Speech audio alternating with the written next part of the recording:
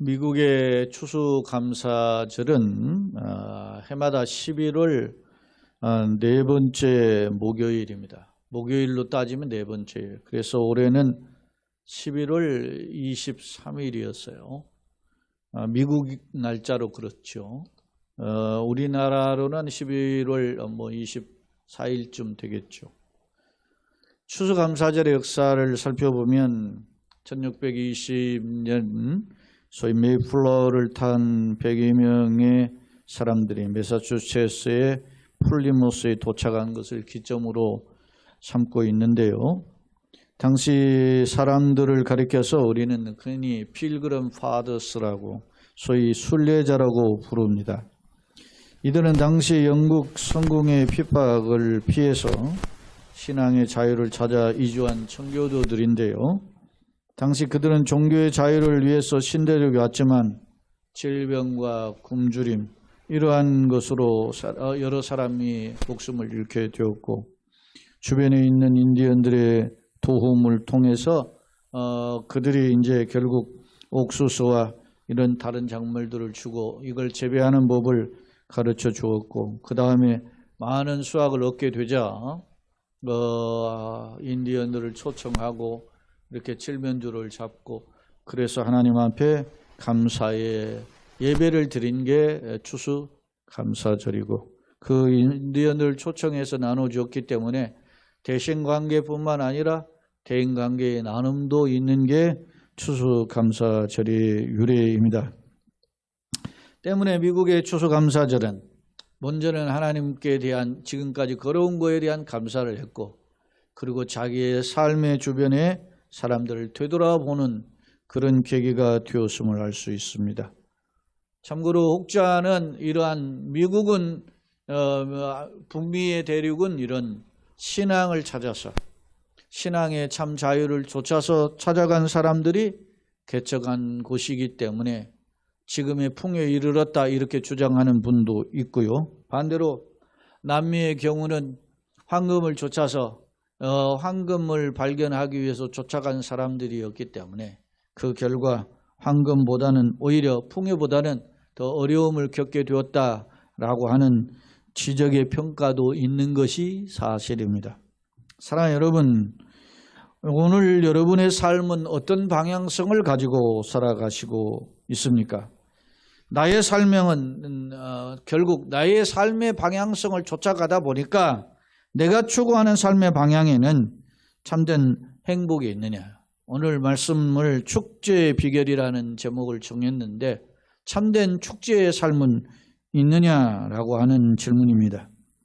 오늘 우리가 학개서를 함께 읽었는데요.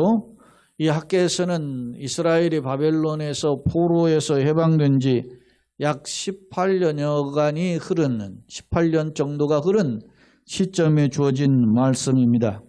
학개라는 이름의 뜻은 축제, 절기 그런 뜻인데요. 아마 학개의 부모님이 그를 축제의 기간인, 절기의 기간인 때에 낳았다 해서 아마 학개라 이름 지었을 것으로 추정합니다. 그런데 학개서의 내용을 읽어보면 학개의 이름과 같은 진정한 축제의 비결, 절기와 같은 그런 행복의 비결은 무엇인지를 교훈하고 있다는 점이 특징입니다. 예를 들면 우리 한번 살펴보겠습니다. 학개 1장 6절을 한번 같이 한번 읽어봅시다. 시작. 너희가 많이 뿌릴지라도 수확이 적으며 먹을지라도 배부르지 못하며 마실지라도 흡족하지 못하며 입어도 따뜻하지 못하며 일꾼이 삭설 받아도 그것을 구멍 뚫어진 전대에 넣음이 되느니라. 이 말씀을 정리해 보면 너희가 축제의 삶을 살기를 원해도 그렇게 살지 못한다. 그것을 지적하고 있어요. 그렇다면 무슨 까닭으로 그들이 노력을 해도 수고를 해도 풍성한 열매, 다시 말하면 축제의 삶을 누리지 못한 것일까? 오늘 말씀의 제목을 참된 축제의 비결은 무엇일까라고 정했는데요. 저는 이 비결에 대해서 두 가지의 측면에서 말씀을 살펴보고자 합니다. 먼저 5절, 7절을 같이 한번 읽겠습니다. 5절 시작. 그러므로 이제 만군의 여호와가 이같이 말하노니 너희는 너희의 행위를 살필지니라. 7절. 만군의 여호와가 말하노니 너희는 자기의 행위를 살필지니라.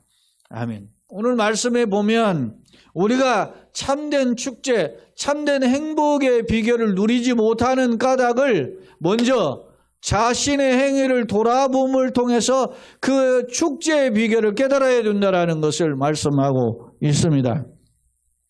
너희는 자기 행위를 살피라고 반복해서 5절과 7절에서 말씀하시는 까닭은 무엇일까요? 자, 하나님께서는 너희가 비록 열심히 노력해도 행복한 결과를 얻을 수 없는데, 수고해도 풍요롭지 못한데, 입어도 따뜻하지 않고 심어도 거두지 못하는데 왜 그런지 그 이유가 자기의 삶, 자기의 행위에게 있으니 자기의 삶부터 먼저 돌아보라, 그렇게 지적하고 있는 것입니다. 그렇다면 이스라엘 백성의 삶을 한번 들여다보겠습니다. 4절을 한번 같이 읽겠습니다.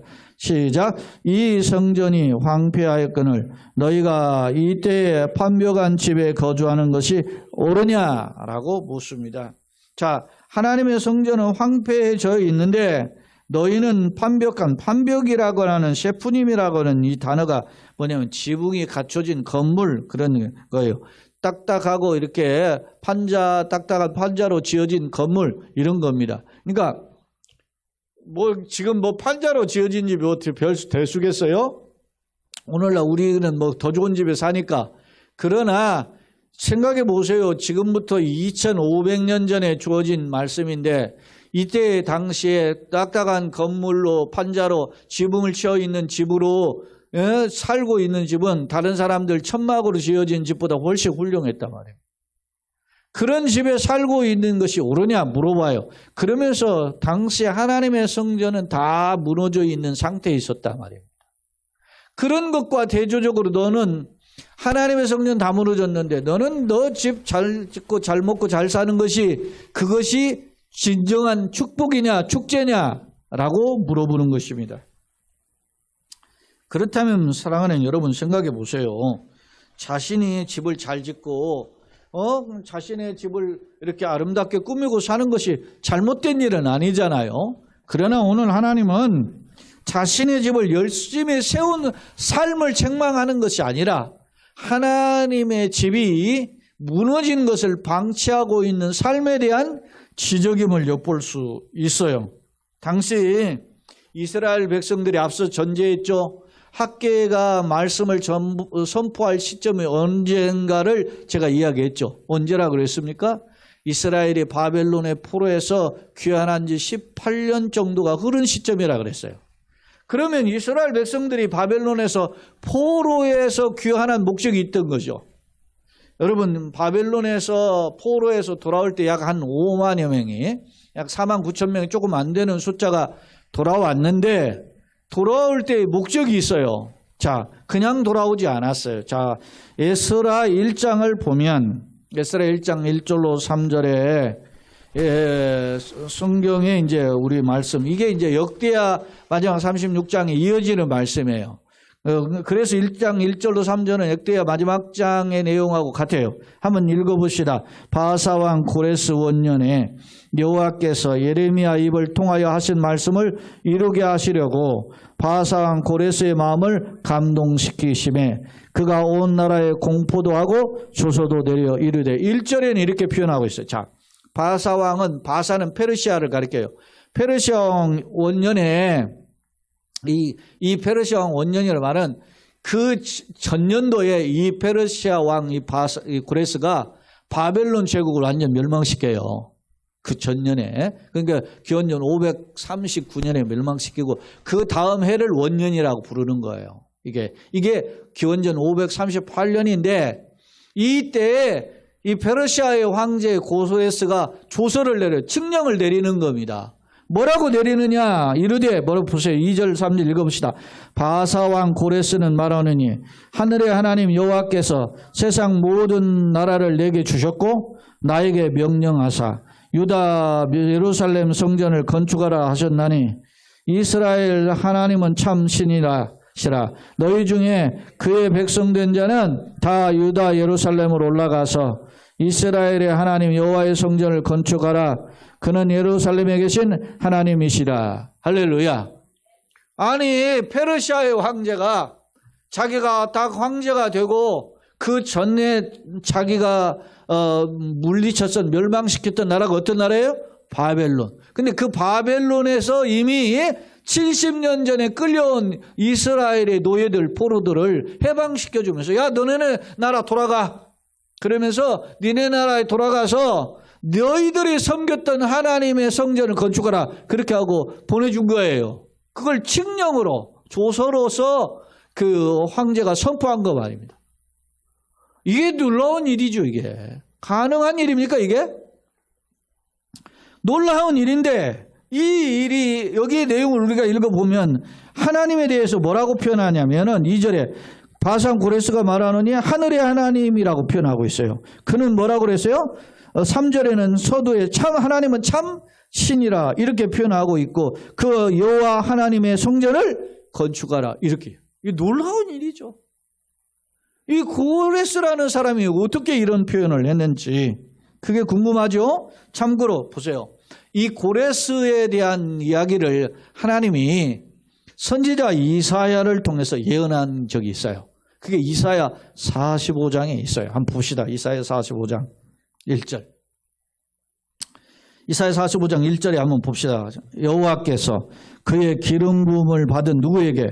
고레스에게 이같이 말씀하시되 내가 그의 오른손을 붙들고 그 앞에 열국을 항복하게 하며 내가 왕들의 허리를 풀어 그 앞에 문들을 열고 성문을 닫히지 못하게 하리라. 열국의 왕들의 허리를 풀면 허리풀을 뿐다는 힘 못 쓰게 만든다는 거예요. 에? 그래서 열국의 왕들을 그 앞에 항복하게 만. 그래서 당대 세계 최강인 나라가 바벨론, 신바벨론이죠. 역사를 정확히 보면 신바벨로니아의 제국을 완전히 멸망시켰어요. 누가? 이 고레스가 그의 장인인 메디아 장인이면서 사실 엄밀히 외삼촌이면서 장인이 메디아의 황제 다리오와 연합을 해가지고 완전 바벨론을 묵사발 만드는 거예요. 바벨론에 우리가 지난번 살펴봤죠. 누구? 나부니소스의 아들 벨사살이 바벨론에 잔치하고 술에 취했는데 그날 밤에 말이죠. 기습을 해가지고 멸망시키고 그 바벨론 제국을 탈취해버린 거예요. 그리고 그 다음 해에 이제 이 모든 메디아와 바사의 페르시아의 제국을 통합한 왕으로 등극한 왕이 누구냐면 고레스의 초대 왕으로. 이게 원년이라 이런 표현이에요. 그래서 그가 등장해가지고 조서를 내려. 이게 왜 그랬느냐면 여러분 보세요. 일국의 황제가 되면 세계 최고왕의 황제가 되면 유해야 된다만 넉넉해야 돼. 에? 이게 역사를 봐도 그래. 그릇이 큰 사람도 달라요. 그러니까 세계 최강이 되니까 역사적으로 보면 그런 거예요. 그러니까 저 다문화 정책을 취한 거예요. 너네는 섬기는 나라 신들 섬겨라. 그리고 일부 육아 정책을 확 누르지 않고 멋있잖아요. 에? 이 고레스가 하나님 알아서가 아니에요. 이런 멋있는. 근데 오늘날 우리가 보세요. 뭐 어떤 회사의 사장이 된다든지 기업의 무슨 회장이 된다든지 아니면 밀국의 대통령 되면 뭐예요? 지가 먼저 잘난 척만 하는 거야. 건방지게. 그러니까 그런 것을 뭐라고 해요? 소인배라고 하는 거야. 대통령이 돼도 대통령 짓 못하면 소인배인 거야. 당의 대표가 되고 어떤 회장이 돼도 그런 짓을 못하면 그건 소인배란 말이야. 그걸 딱 분별해야 되는 거예요. 우리는 기독교인들은. 그래서 내가 그의 편이 되고 너는 나중 일이야. 하나님의 뜻대로 이야기를 해줘야 되는 거죠. 그래요. 우리나라 사람들은 무언 이야기하면 싸운다고 그래요? 종교와 정치 이야기하면 싸운다잖아요. 왜 그래? 몰빵을 하기 때문에 올인. 그냥 믿고 묻지도 따지지 않고 그냥 지지만 해. 어리석은 거예요. 분별하는 지혜의 안목이 필요한 거지. 여기 보세요. 이사야 45장의 이 이야기를 그렇게 이야기하는 거예요. 자, 45장 4절 보세요. 45장 4절 한번 또 읽어봅시다. 내가 나의 종 야곱, 내가 택한 이스라엘을 위하여 네 이름을 불러 너는 나를 알지 못했을지라도 내게 칭호를 주었다. 하나님은 고레스가 하나님이 누군지 모른다. 그런 사람의 액을 들여가지고 이스라엘 백성을 위해서 조소를 내릴 수 있도록 그 마음을 움직인 거예요. 사랑하는 성도 여러분, 일을 행하시는 여호와 이를 지어 성취하시는 하나님인 줄로 믿습니다. 사람은 여러분 잠언에도 그렇게 기록하고 이제 솔로몬이 깨달은 노년에 사람이 자기 길을 계획할지라도 그 걸음을 인도하시는 여호와시다. 예? 인간은 그걸 깨닫지 못하면 무지한 사람이에요. 시편 49편에 제가 예전에도 소개한 말씀 있잖아요. 20절에 존귀에 처하나 깨닫지 못하는 사람은 멸망하는 짐승과 같다. 아무리 높은 자리에 있어도 깨닫지 못하면 어리석은 사람이란 말이에요. 오늘 이 말씀을 통해서 하나님이 왜 고레스라는 사람을 택해가지고 이스라엘을 해방시켰는가의 이야기가 들려져 있고 있어요. 오늘 하나님 그 강력한 주권으로 고레스라는 페르시아의 황제를 움직여서 이스라엘의 도구로서 이스라엘 백성을 해방시켰는데 그 조서의 내용에 뭐라고? 너네들 고향으로 돌아가면 성전 건축하라. 그렇게 해서 이제 이스라엘 백성이 돌아왔다는 말입니다. 문제는 이스라엘 백성이 포로에서 약 5만 명 수룹바벨을 비롯해서 총독이 수룹바벨이고 제사장 여호수아를 해가지고 이 사람들이 5만여 명이 돌아왔는데 돌아와서 어떻게 하겠습니까? 이들이 복장 감격으로 온 거예요. 야, 본국으로 귀환한다. 포로에서 해방해서 그런 감격 가지고 옵니다. 그리고 실제로 돌아와서 성전을 건축하기 시작합니다. 성전을 건축하다가 2년간 성전을 건축하는 거예요. 그런데 그런 상황 속에서 자, 이스라엘 백성이 몇 년 만에 포로에서 돌아왔죠? 70년 만에. 70년 만에 돌아오니까 그 땅에 누가 있어요? 좋은 땅인데 아름답고 적과꿀이 흐르는 땅이니까. 그러니까 그 주변에 있었던 비주류에 있었던 사람들이 그 땅을 차지해가 70년을 행복하게 사는 어느 날 이스라엘 사람들이 돌아와가지고 건축을 한다고 하니까 못마땅한 거예요. 그래서 사사건건 시비를 하고 이제 고레스 왕이 그 조서를 읽고 그냥 이제 세상을 떠나고 그 뒤에 이제 후대 왕들이 이제 등장하게 된 겁니다. 그리고 대표적으로 아닥사스다고 하는 왕이 있을 때 자꾸 사마리아인들이 수시로 상소를 열어서 모함을 합니다. 왕이여! 이스라엘 놈들이 저기에서 그 포로에서 귀환했는데 이놈들이 뭘 짓는다고 하는데 내가 보기에는 이게 반란을 모발하는 것과 똑같습니다. 만약 이 건물이 건축이 되면 왕을 배반해서 이제 세금도 못 받고 그러니까 건축을 중단해야 됩니다. 상소를 올린 거예요. 그래서 그 상소를 듣고 중단을 시켜요. 자, 보겠습니다. 자, 에스라 4장을 봅시다. 에스라 4장 11절로 13절입니다. 같이 한번 읽겠습니다. 시작. 아닥사스다 왕에 올린 그들의 초분이 이러하니 강 건너편에 있는 신하들은 왕에게 아뢰나이다. 당신에게서 우리에게로 올라온 유대 사람들이 예루살렘에 이르러 이 폐역하고 악한 성읍을 건축하는데 이미 그 기초를 수척하고 성곽을 건축하오니 이제 왕은 아시옵소서. 만일 이 성을 건축하고 그 성곽을 완공하면 저 무리가 다시는 조공과 관세와 통행세를 바치지 아니하리니 결국 왕들에게 손해가 되리이다. 이렇게 모함을 했어요. 이 사람들 이거 뭔가 건물 짓고 있는데 이거 건축하다가는 망합니다. 쏙 뺀 거예요. 뭘 뺐어요? 그의 초대 황제인 고레스가 성전 건축하려는 조서 때문에 짓는 건데 그건 싹 빼고 이거 건축한 건 뭔지 모르지만 이거 건축했다는 왕의 반란이 이렇게 나옵니다. 그 왕이 화가 나는 거죠. 그래서 그걸 중단을 시켰어요. 중단된 지 14년이 흘러버렸습니다. 그리고 학계 선지자가 부름을 받고 또 2년여가 흘러가는 시점에 그러니까 포로에서 귀환한 지 18년이 된 거예요. 이때 당시에 왕이 누구냐면 다리오예요. 다리오 왕이 2년 차인데 이때 학계 선지자가 이제 된 거예요. 지금 선지자 부름을 받은 거예요. 1절에 보면 다리오왕 제2년이라고 표현되어 있잖아요. 그런데 자, 한번 4절을 읽어봅시다. 다시 한번 읽어봅시다. 시작. 이 성전이 황폐하였거늘 너희가 이때에 판벽한 집 위에 거주하는 것이 옳으냐? 그렇게 되묻지요. 그 말은 무슨 말입니까? 이스라엘 백성들이 건축가 2년을 하다가 4년에서 6년이 흐르는 동안에 어떤 생각을 하냐면 건축을 하는 것은 하나님 뜻이 아닌가 보다 이런 생각을 한 거예요. 왜냐? 자, 2절을 한번 봅시다. 2절 시작. 만군의 여호와가 이같이 말하노라. 이 백성이 말하기를 여호와의 전을 건축할 시기가 이르지 아니하였다. 우리가 건축하려고 안 하려고 한 게 아니고 건축하려고 했는데 이런 조사가 내려서 못하게 하니까 나는 하려고 했는데 상황이 이래서 못하는 것뿐이야. 이렇게 핑계를 대고 몇 년 흘렀어요? 14년에서 16년이 흘러가고 있어요. 이스라엘 백성들 이 핑계대고 그리고 자기들만 잘 먹고 잘 사는 일에만 집중을 한 겁니다. 바로 이러한 상황에서 하나님은 말씀한 겁니다. 자, 6절을 다시 한번 읽어보겠습니다. 너희가 많이 뿌릴지라도 수확이 적으며 먹을지라도 배부르지 못하며 마실지라도 흡족하지 못하며 입어도 따뜻하지 못하며 일꾼이 삭슬받아도 그것은 구멍 뚫어진 전대에 넣음이 되느니라.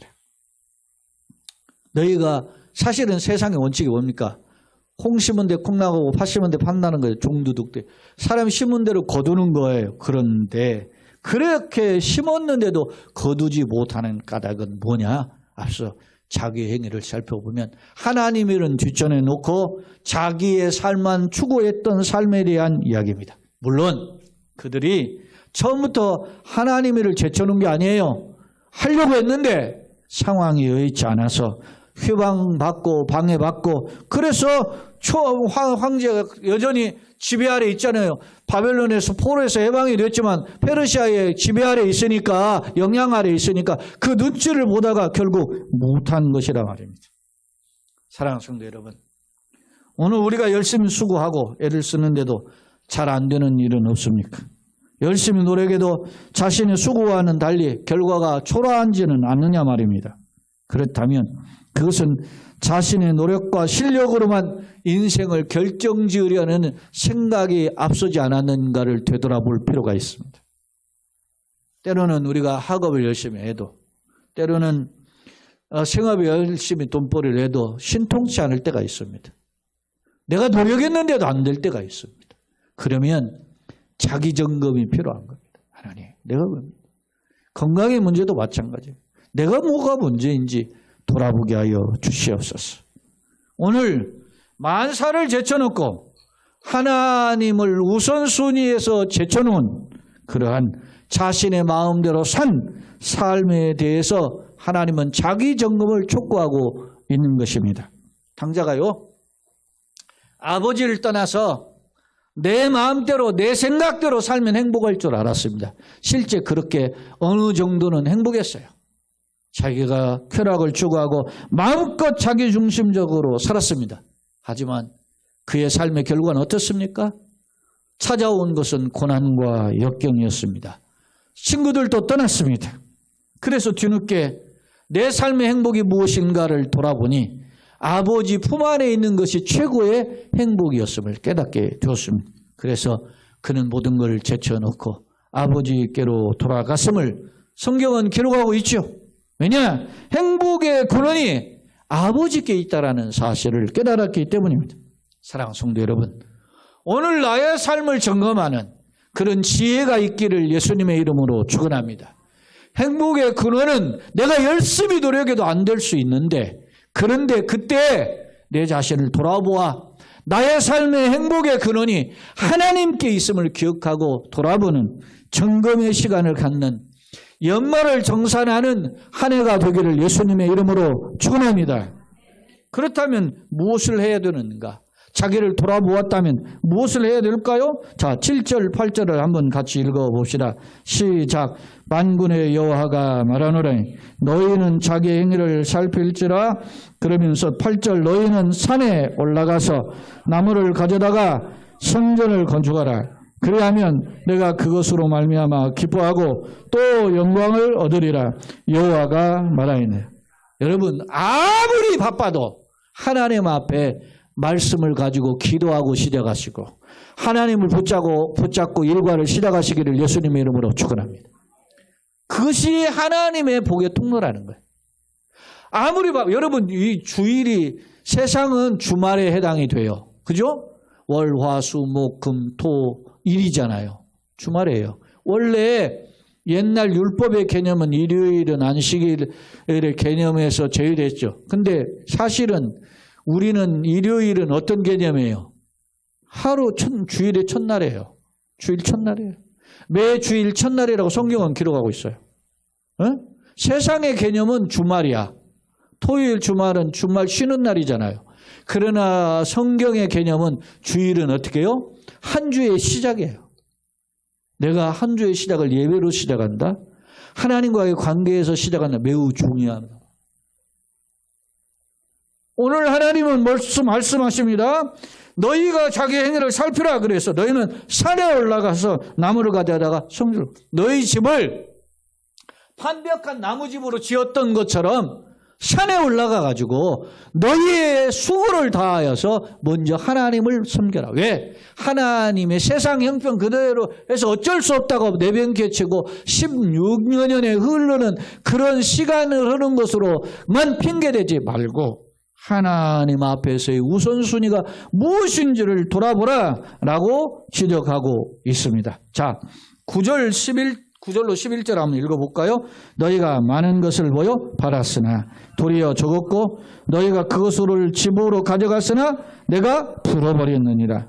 만군의 여호와가 말하노라. 이것이 무슨 까닭이냐? 내 집은 황폐하였으되 너희는 각각 자기 집을 짓지 아니하여 짓기 위하여 빨랐음이라. 그러므로 너희로 말미암아 하늘은 이슬을 그쳤고 땅은 산물을 그쳤으며 내가 이 땅과 산과 곡물과 새 포도주와 기름과 땅의 모든 소산과 사람의 가축과 손으로 수고하는 모든 일에 한재를 들게 하여는 아무리 해서도 안 되는 일이 벌어졌다.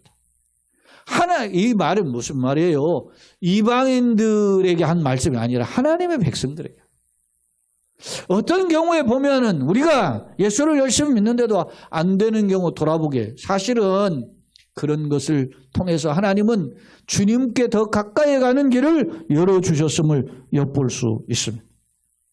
어떻게 해야 된다고 그런 거죠? 앞서 8절과 같이 너희는 산에 올라가서 나무를 가져다가 성전을 건축하라 이야기합니다. 사실 그렇게 해야 하나님 내가 그것으로 말미암아 기뻐하고 영광을 얻으리라 이렇게 말씀하고 있잖아요. 그렇습니다. 사실 살다 보면 사람은 두 가지의 시각을 가지고 삽니다. 하나는 세상을 바라보는 시각, 하나는 하나님을 바라보는 시각입니다. 시각을 가지고 사는 사람들은 자기만을 생각하고 사는 겁니다. 그리고 더 나아가서 자기 가정이 전부예요.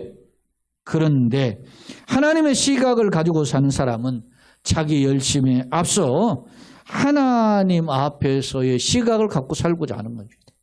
내가 쌓고자 하는 것이 사상누각, 모래의 집과 같이 무너질 수 있음을 기억하고 먼저 그 나라와 의를 구하게 된다는 것입니다. 예수님도 산상수훈에서의 이런 말씀을 하셨죠. 마태복음 6장 30절 31절에 예수님이 하시는 말씀입니다. 오늘 있다가 내일 아궁이에 던져지는 들풀도 하나님이 이렇게 입히시거든 하물며 너희일까 보냐 믿음이 작은 자들아. 그러므로 염려하여 이르기를 무엇을 먹을까 무엇을 마실까 무엇을 입을까 하지 말라. 또 6장 33절 같이 한번 읽어봅시다. 시작. 그런즉 너희는 먼저 그의 나라와 그의 의를 구하라. 그리하면 이 모든 것을 너희에게 더하시리라. 할렐루야.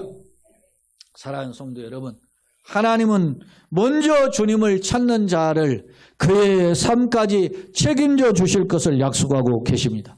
바라기는 주님을 우선순위로 살아가는 삶의 방향성으로 다시 한번 우리의 삶을 가다듬는 계기가 되시기를 예수님의 이름으로 축원합니다. 아멘. 사랑하는 성도 여러분, 말씀의 결론입니다. 그런데요, 이렇게 삶을 살다 보면 하나의 문제가 있습니다. 사실 하나님의 나라를 구하면 살아간다고 사실 세상에 그렇게 막 행복처럼 쫙 펼쳐지질 않는다는 것입니다.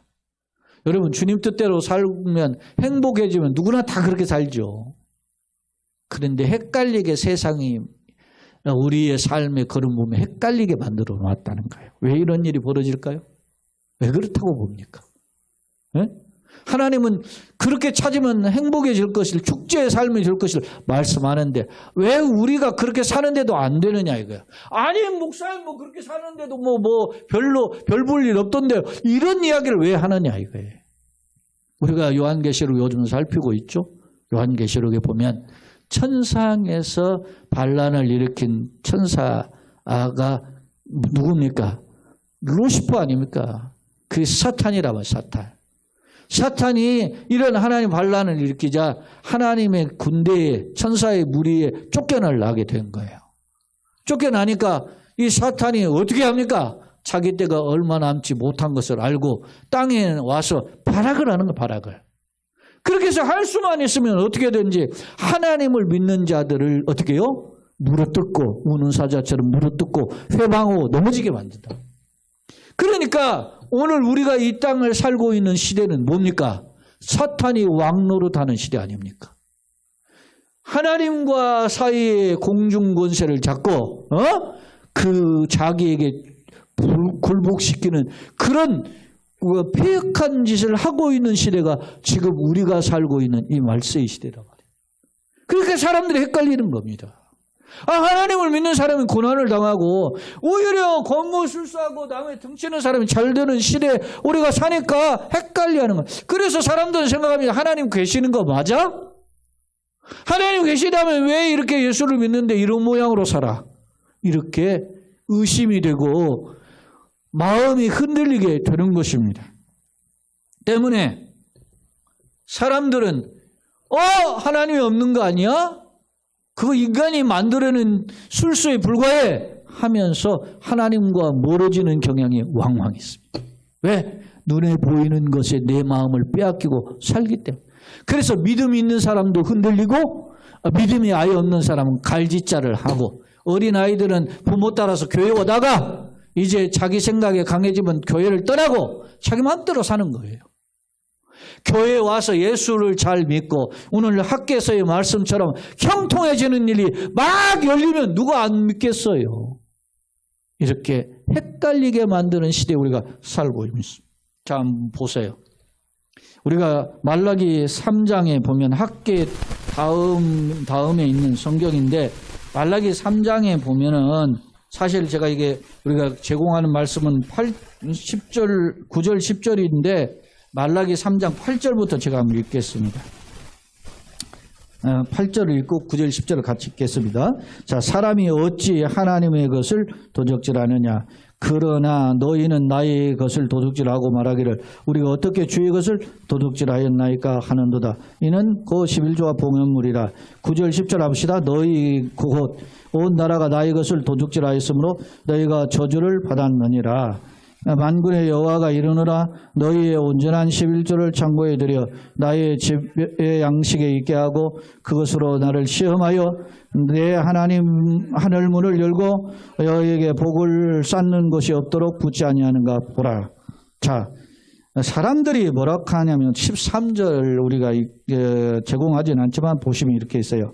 너희가 여호와가 이르노 너희가 언악한 말로 나를 대적하고도 이르기를 우리가 무슨 말로 주를 대적하였나이까 하는도다. 그러면서 14절을 한번 같이 한번 읽읍시다. 14, 15절 이는 너희가 말하기를 하나님을 섬기는 것이 헛되니 만군의 여호와 앞에서 그 명령을 지키며 슬프게 행하는 것이 무엇이 유익하리요? 지금 우리는 교만한 자가 복되다 하며 악을 행하는 자가 번성하며 하나님을 시험하는 자가 화를 면한다 하노라. 여러분, 세상이 어떻게 삽니까? 오히려 권무술수를 행하는 잘돼. 하나님 믿고 주님 뜻대로 사는 거 다 헛된 거야. 이렇게 한단 말이에요. 그런 시대. 그런데 하나님은 어떻게 해요?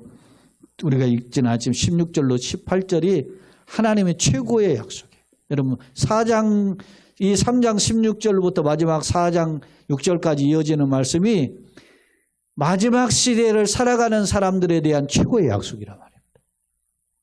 말로 하나님을 대적하는 자가 아니라 말로 하나님을 경외하는 자에게 하나님의 기념책 이름을 기록하고 나의 특별한 소유를 삼겠다. 그리고 4장 2절에 보면 여호와를 경외하는 자의 의로운 해가 떠올라서 외양간에 송아지가 나온 것처럼 뛰놀 것이다. 할렐루야. 그런 약속을 하는 거예요. 사랑하는 여러분, 따라서 합시다. 말로 하나님을 기쁘시게 하자. 그렇습니다. 입술부터 신앙은 시작하는 겁니다. 네? 신앙이 건강한 사람은 입술이 어떻게 해요? 감사와 찬송이 아멘이 넘쳐요. 여러분 우리가 그러한 삶이 필요함을 교훈해 주고 있어요. 말씀을 정리해 보겠습니다.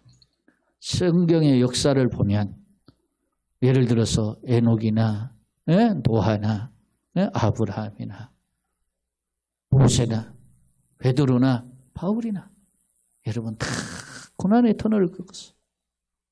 그럼에도 불구하고 그들의 삶을 하나님께 우선순위를 둘 때 하나님이 그들을 형통케 하셨다. 바라기는 한 해를 결산하면서 우리가 어떻게 살아야 될지 방향성이 있습니다. 세상 기준도 있습니다. 그러나 나의 기준은 먼저 참된 축제를 회복하는 비결은 하나님께 우선순위를 두는 것임을 기억하고 주님 앞에서 마음과 삶을 추스리심으로 주님을 기쁘시게 하고 세상에 덕을 끼침으로 하나님의 축제의 은혜를 회복하는 저와 여러분 속한 가정들 우리 교회 되기를 예수님의 이름으로 축원합니다. 아멘.